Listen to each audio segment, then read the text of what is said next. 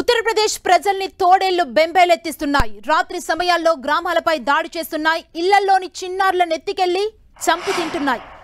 నెలన్నర వ్యవధిలోనే తోడేళ్ల దాడిలో 9 మంది మృతి చెందారు.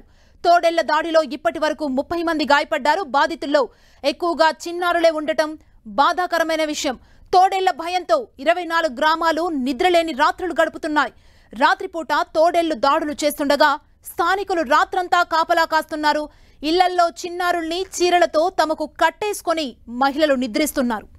ఉత్తరప్రదేశ్లోని బహ్రైచ్ జిల్లాలో తోడేళ్ల బెడద ఎక్కువగా ఉంది. తోడేళ్ల వరుస ఘటనలతో అప్రమత్తమైన బహ్రైచ్ జిల్లా కలెక్టర్ మోనికా రాణి గ్రామ పెద్దలతో సమావేశం నిర్వహించారు.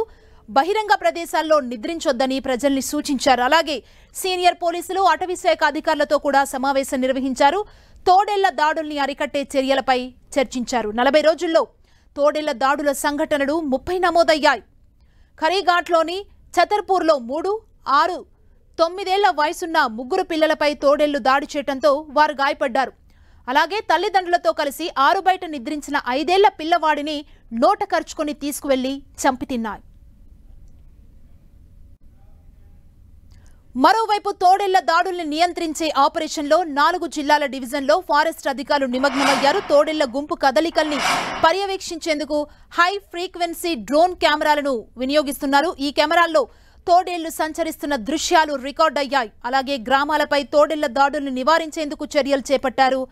ఏనుగు పేడ, మూత్రంతో తోడేళ్లను దారి మళ్లించేందుకు ప్రయత్నిస్తున్నారు అధికారులు.